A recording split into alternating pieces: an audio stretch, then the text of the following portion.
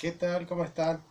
Antes que nada, felices Pascuas a todos ustedes y en especial a mis dos hijas amadas, que no las tengo conmigo porque estamos haciendo cuarentena, cada uno en su casa, Nayeli y Sofía. Mi intención ahora es primero abrir, profundizando en el tema que desarrollamos la última vez, que es la predicación analógica sintáctica de la existencia de Dios o del ser de Dios más propiamente. Eh, Desglosando un poquito esto, ¿no? Cuando nosotros decíamos, por ejemplo, el Minotauro existe, que era la opción A que teníamos nosotros. Tenemos el Minotauro como sujeto y existe como el verbo. En este caso, sujeto y verbo no se corresponden, no son idénticos, no son unívocos, son equívocos, ¿no? Es decir, son totalmente distintos. Decir el Minotauro a decir existe no es tautología, pero tampoco es ni semejante, ¿no? No hay nada que nos haga pensar que cuando hablamos del Minotauro debemos predicar su existencia, digamos, ¿no? Eh, en el caso de el enunciado Dios existe, gramaticalmente, eh, Dios es sujeto y existe es el verbo, ¿no? Bien, si nosotros hacemos un análisis metafísico, llegamos al último, a la conclusión de que efectivamente Dios y existencia son lo mismo. O sea, Dios y ser, si decimos Dios es, Dios y ser, sujeto y predicado son lo mismo, ¿no? Por ejemplo, si Dios se pensara a sí mismo, eh, serían lo mismo ser y pensar. Serían lo mismo sujeto y objeto. Serían idénticos, ¿no? Eh, en nosotros también pasaría lo mismo. Si el hombre se piensa a sí mismo, el sujeto y el objeto del pensamiento son idénticos. Pero si yo digo el hombre es, y yo digo Dios es, en el hombre, el sujeto hombre y el verbo es, no son idénticos. No le corresponde necesariamente al sujeto el hombre, el verbo es. Es una correspondencia fáctica, digamos, pero no es una correspondencia lógica, sino no es, ¿cómo les puedo decir? No es obvio que el hombre exista, no es necesario que el hombre exista, de hecho no siempre hubo hombres y muy probablemente no siempre haya hombres, ¿no? En cambio, si yo digo Dios es, se corresponden absolutamente el sujeto del ser que es Dios y el verbo del sujeto que es el ser se corresponden absolutamente. Claro, como habíamos dicho, en decir el Minotauro existe, la existencia es accidental. El problema ontológico para probar la existencia de Dios radica en que nos tenemos que valer de cosas que no son idénticas a Dios, que simplemente son semejantes a Dios, que son análogas a Dios, que participan del ser de Dios, pero no son Dios mismo, no son Dios mismo, ¿sí? Son criaturas de Dios. Eh, Dios mismo nos muestra que para Dios el enunciado Dios existe es análogo a cuando decimos esta piedra existe, ¿no? Eh, Dios se le aparece a Moisés en Éxodo y le dice, yo soy el ser, yo soy el que soy. Dios está de alguna manera diciendo que su nombre, que implica el ser, ¿no? Yo soy el que soy, el tetragramatón, digamos, ¿no? Yahvé. Él mismo se identifica con su ser, ¿no? Él dice, mi nombre es mi ser. mi esencia es ser, de alguna manera, ¿verdad? Pero nosotros no podemos predicar la existencia de Dios unívocamente. Nosotros podemos empezar diciendo, esta piedra existe, es semejante a decir Dios existe. Esta piedra es el sujeto y existe es el verbo, ¿no? Cuando yo digo esta piedra, ¿no? Cuando yo digo esta piedra, está implícita en esa oración su existencia. ¿Sí? Yo les digo esta piedra, ¿no? Eche Petra, esta piedra, efectivamente ya está implícita que aquí está la piedra. Entonces, de alguna manera, si yo digo esta piedra existe, estaría diciendo algo semejante a este existente existe. ¿Por qué les parece redundante que yo les diga, por ejemplo, hasta les parece absurdo, ¿no? Que yo les diga, esta lapicera existe? Porque ustedes me dirán, es evidente que existe la lapicera. No hace falta que nos prediques un atributo que está por demás evidente, por demás notísimo. Bien, bueno, eso pasa con la piedra. Si nosotros empezásemos a probar la existencia de Dios de esta manera, diciendo, este individuo es Dios, o este Dios existe, tendríamos que caer en una paradoja, ¿no? Porque no podemos toparnos con ningún ser que sea idéntico a Dios. Como habíamos dicho, el único ser al cual su naturaleza es idéntica a la del Padre es el Hijo, ¿no? Pero el Hijo no se mostró como el Padre, se mostró como el Hijo, justamente, ¿no? En su naturaleza humana, en el mundo, no era absolutamente idéntico al Padre. Claro, no puedo decir esta piedra no existe, no puedo decir esta lapicera no existe. Es imposible decir eso, ¿no? Sería negar una evidencia.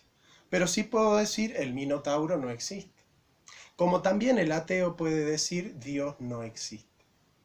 De primeras es aceptable que el ateo diga Dios no existe, dado que Dios no es evidente, digamos.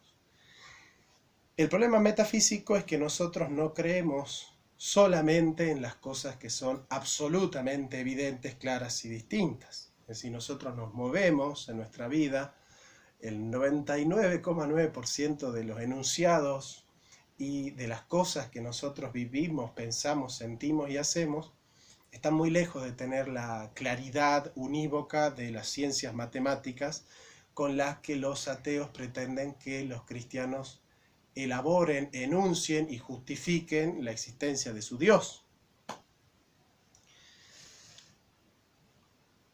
El predicado Dios existe es esencial y necesario, ¿no? O sea, hay predicados que son esenciales y necesarios, hay predicados que son necesarios pero no esenciales, y hay predicados que no son ni necesarios ni esenciales, ¿no? Eso es lo que desarrolla un poco Beuchot en su libro llamado Filosofía del lenguaje en la Edad Media, ¿no? Un capítulo sobre Santo Tomás. Nosotros decíamos que hay dos niveles ontológicos, ¿no? Un nivel en el cual Dios está en sí mismo y que se llama la procesión interna, y otro nivel en el cual Dios se relaciona con las criaturas, ¿no? Dios para nosotros. Entonces tenemos la teología propia, que es Dios en sí mismo, y la teología dialéctica, que es Dios con nosotros, Dios para nosotros, ¿no? En sí mismo, el predicado Dios existe es esencial y necesario. Muy semejante a decir esta piedra existe. ¿En qué sentido? Como dijimos hace rato, la predicación existe al sujeto Dios es esencial. Sí, el verbo forma parte de la esencia del sujeto. ¿Sí? El verbo que se predica es esencial a la esencia del sujeto. Yo no puedo decir el hombre es amor. Yo puedo decir el hombre ama, el hombre tiene amor. En el caso de Dios, ese predicado se corresponde con la esencia del sujeto. Dios es amor. Yo no puedo decir el hombre es la verdad. Yo puedo decir el hombre conoce la verdad, el hombre predica la verdad, el hombre busca la verdad. No se corresponde el predicado verdad con el sujeto hombre, con la esencia del hombre. En el caso de Dios sí, yo puedo decir Dios es la verdad. Yo puedo decir el hombre tiene misericordia, yo voy a decir Dios es la misericordia. Es decir, todos los atributos de Dios no los tiene como accidentes, como accesorios de lo que Él es, los tiene esenciales, forman parte de la estructura de su gloria, digamos, ¿no? Entonces, en sí mismo, Dios es un predicado esencial y necesario. Para nosotros, el predicado Dios existe es necesario, pero no esencial. ¿Por qué es necesario? Porque es la única manera en la que nosotros podríamos predicar Dios es a la manera de el Minotauro es. En el sentido de que necesitamos nosotros pruebas de que Dios existe. El hombre, por su limitación, no tiene la capacidad de captar directamente, de intuir directamente la existencia de Dios. Por lo tanto, necesita el hombre una prueba de ello. Por lo tanto, la definición del ser de Dios, de la existencia de Dios, ya vamos a ver que Dios propiamente no existe, Dios es, pero eso ya es un análisis que vamos a hacer posteriormente, más metafísico. Nosotros necesitamos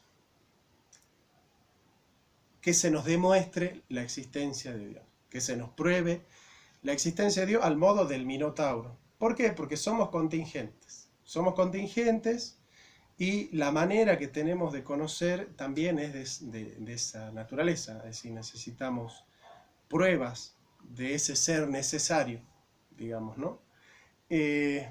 Por eso decimos que el predicado Dios es semejante al predicado el Minotauro existe, en cuanto que tanto el Minotauro como Dios necesitan ser probados. No por una deficiencia del Minotauro, ni por una deficiencia de Dios, sino por una deficiencia del hombre. Claro, un cristiano me dirá, pará, pero Dios no es como el Minotauro, porque el Minotauro es un mito, una ficción, y Dios es un ser real. Efectivamente, nosotros, haciendo buena filosofía, podemos llegar a la conclusión de que Dios es. Nadie, por más que haga una excelente filosofía, podría llegar a la conclusión de que el Minotauro es, salvo por un mito, digamos. Se necesita el predicado existe porque no está implícito en el caso de el Minotauro existe, ¿no? Es un predicativo obligatorio, es decir, cuando ustedes ponen el Minotauro, punto, ustedes dicen, bueno, hay que predicar algo del Minotauro, no cierra la oración el Minotauro sola, ¿no? Necesito predicar. Bueno, el predicativo, el verbo copulativo es el verbo ser, ¿no? Yo digo, el Minotauro es. El Minotauro es. Si yo lo utilizo, si yo la cierro ahí a la oración, el Minotauro es, ese es, está jugando como verbal, como un predicado verbal existencial. Está diciendo, el Minotauro existe. Pero yo podría decir, el Minotauro es un ser existente. En ese caso, el es deja de ser verbal y pasa a ser copulativo. Me ayuda a copular el sujeto, que es Minotauro, con el predicado existente, ¿no? Es un ser existente. Nosotros necesitamos que se nos predique necesariamente la existencia del Minotauro para saber que el Minotauro existe, ¿no? De otra manera no llegaríamos, ¿no? a esa conclusión.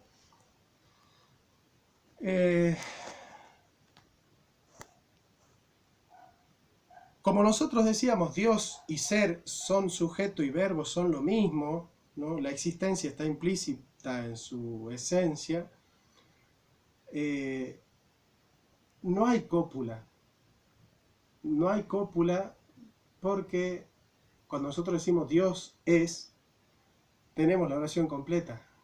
No necesitamos añadirle algo más a la oración, ¿no? Es decir, cuando terminamos el trayecto dialéctico de descubrir a través de las 5 vías la existencia de Dios, no nos queda más que entender la identidad entre Dios y su ser.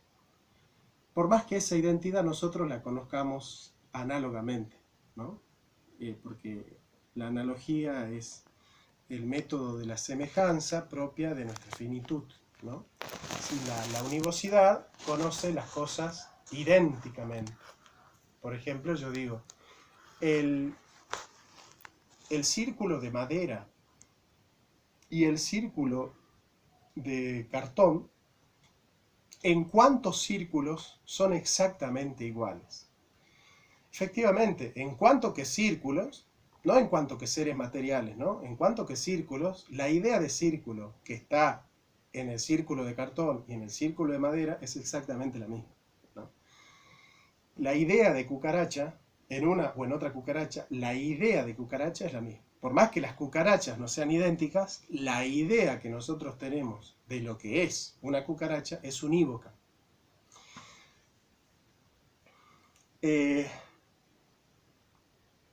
Si nosotros decimos, por ejemplo, a mí me gusta la lima, bueno, se pueden entender 3 cosas distintas: la lima de limar, la lima, la fruta o la capital de Perú. En estas 3 comprensiones son totalmente distintas unas con otras y no tienen nada esencial en común. Entonces ahí estamos en la equivocidad, ¿no? En cambio, el predicado sanidad, que lo utiliza mucho Santo Tomás en la Suma Teológica, yo digo, por ejemplo, el agua es sana, el hombre es sano, el orín es sano. ¿En qué sentido el orín es sano? Que manifiesta la salud, que a través del orín nosotros podemos estudiar la salud de una persona. El agua es sana en cuanto que produce la salud, pero al que más le corresponde el predicado salud es al hombre. Cuando nosotros decimos el hombre es sano en sí mismo. Entonces, el orín es sano con respecto a la sanidad del hombre. El agua es sana con respecto a la sanidad del hombre. O sea, el agua es sana porque produce sanidad del hombre, el orín es sano porque manifiesta la sanidad del hombre. El hombre sano vendría a ser como el analogado principal y el orín y el agua son analogados secundarios. Pero hay una semejanza entre el orín, el agua y el hombre, es que tienen una relación. El agua porque la produce, el hombre porque la posee, el orín porque la manifiesta, pero hay una vinculación. Eso es propiamente la analogía, lo que es en parte igual y en parte distinto, ¿no?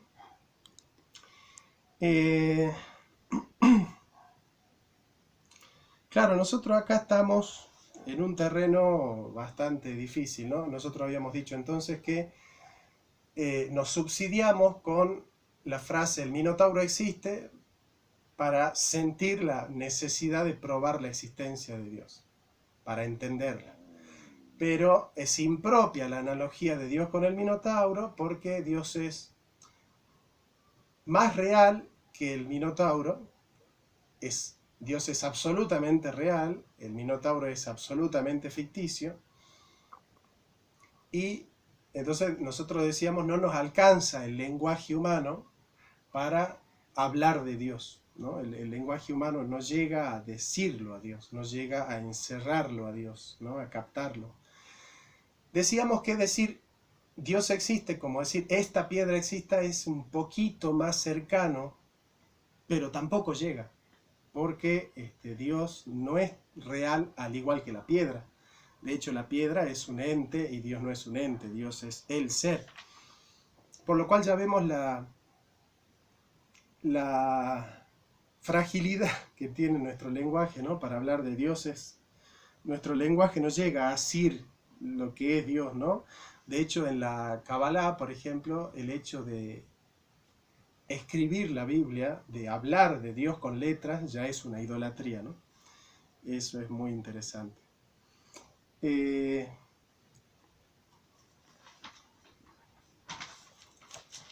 Nos dice Gabriel Zanotti, ¿no?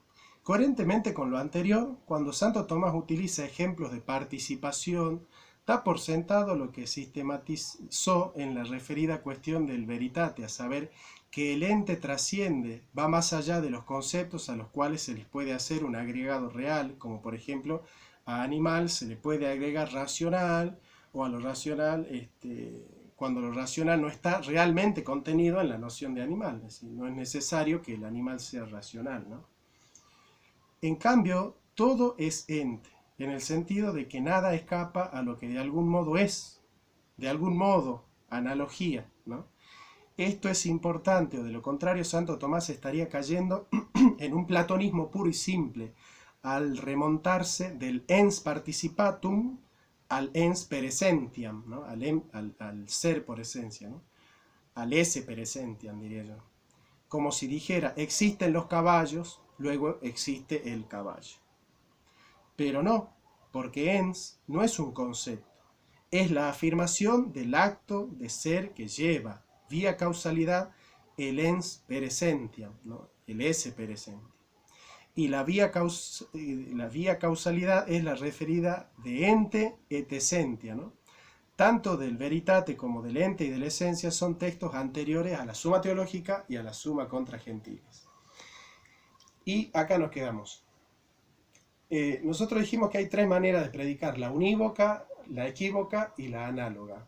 En la unívoca se predica la identidad, en la equívoca se predica la diferencia y en la analogía se predica la semejanza. Hay tres clases de posturas ante Dios: la postura panteísta, la deísta y la teísta. La postura panteísta predica la univocidad con respecto a Dios y a las criaturas, ¿no? Cambia el modo, como haría Spinoza, por ejemplo, Heidegger en su tesis sobre Escoto, de natura naturans para Dios y natura naturata para la naturaleza. Pero en el fondo Dios es naturaleza y la naturaleza es Dios. Pasa que la naturaleza es Dios en cuanto que naturada, y la naturaleza, y Dios es la naturaleza en cuanto que naturante, digamos, ¿no? Hay una naturaleza naturada y una naturaleza naturante, dice Spinoza, ¿no? Es judío del siglo XVI, del XVII, perdón. Fines del XVI, principio del XVII. ¿Qué es el panteísmo entonces? El panteísmo es sostener que tanto Dios como la creación, es decir, Dios y la naturaleza, ¿no? De hecho, Spinoza lo plantea como Deus sive natura, son lo mismo. Es decir, hay una identidad entre Dios y la naturaleza, no son seres distintos, ¿no? Pero el apóstol Pablo dice que los seres humanos se equivocaron porque le dieron gloria a las criaturas antes que al Creador, ¿no? Con lo cual se pervirtieron. El cristianismo no es panteísta, ¿no? En el cristianismo hay una clara distinción ontológica entre Dios como creador y los entes como criaturas. El panteísmo es unívoco. Si en el panteísmo no hay diferencia ontológica, ser y ente no son diferentes, son idénticos, porque Dios y la naturaleza no son dos, sino que son una misma sustancia. El deísmo cae en la equivocidad. Y el deísmo dice, por ejemplo, Dios ha echado a andar el mundo, ¿no? Es una especie de imagen sociológica, ¿no? de Dios como un relojero que hizo al mundo, lo fabricó, lo puso a andar y dejó que el mundo esté por su cuenta y Dios está por otro lado, ¿no? Esa es un poco la imagen de Aristóteles, de que Dios conoce al mundo pero no lo ama, es decir, Dios no tiene una relación con el universo, con sus criaturas, ¿no? Bueno, esa es la postura deísta, ¿no? Hay un Dios, pero no ama al mundo y no se interesa por él, así que ahí está, solo lo creó y ahí lo dejó, digamos. El cristianismo no es ni panteísta, es decir, no es unívoco, ni es deísta, es decir, equívoco, es decir, Dios y la creación no tienen relación para el deísmo. El cristianismo es teísta. ¿Qué sostiene el teísmo? Que Dios y la creación no son totalmente diferentes, tampoco son totalmente idénticos, sino que son semejantes. Son semejantes porque el universo es efecto de Dios como causa, por lo tanto ahí hay una semejanza de causalidad. El universo habita en Dios, vive en Dios, se mueve en Dios, es en Dios, y sin embargo el universo no es Dios y Dios no es el universo, ¿no? Entonces, de alguna manera el cristianismo se vio ante esa dificultad de decir, ¿cómo puede ser que la creación participe de Dios, sin embargo la creación no es Dios y Dios no es la creación? ¿No? Bueno, ahí está la agudeza del tema de la participación, que dice, bueno, el ente subsiste relativamente en sí mismo, ¿no?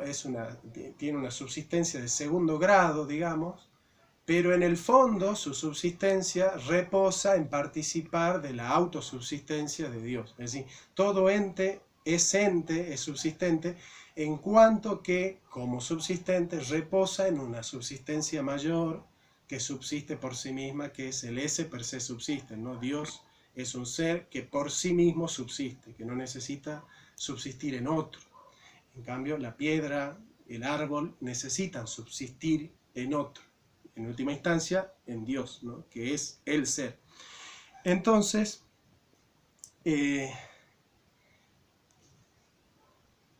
Dios está en la naturaleza, pero no es la naturaleza, ¿no? Una definición del doctor Méndez: Dios es el otramente todo, ¿no? Es todo, pero de una manera en sí mismo y de otra manera en el todo, ¿no? Cuando nosotros decimos, por ejemplo, Dios es la piedra, sí, pero de otra manera, no a la manera en la cual Dios es en sí mismo, sino que Dios es la piedra en cuanto que causa, en cuanto que participado, en cuanto que fundamento, digamos. ¿Se entiende? Entonces, de alguna manera Dios está presente en la creación, pero no es la creación. O sea, no hay una identidad entre Dios y la creación. Por eso, el enunciado Dios es no puede llegar a Dios partiendo del ente y llegando al ser de una manera unívoca, porque el ente y Dios no son exactamente iguales. Si el ente y Dios fuesen exactamente iguales, el enunciado el perro es y el enunciado Dios es sería gramaticalmente idéntico. Y estamos viendo a través de una filosofía del lenguaje compleja que no es idéntico. El predicado, la piedra es, el perro es, el árbol es, al predicado Dios es, no son idénticos, no son unívocos, tampoco son totalmente equívocos. Hay algo en lo cual, cuando decimos la piedra es semejante a decir Dios es. ¿Por qué? Porque la piedra está, la piedra es evidente. Bueno, Dios también es evidente. Entonces podríamos decir, la piedra es, Dios es la causa de la piedra. Dios es entonces, pero Dios no es como la piedra. Dios es de una manera mucho más perfecta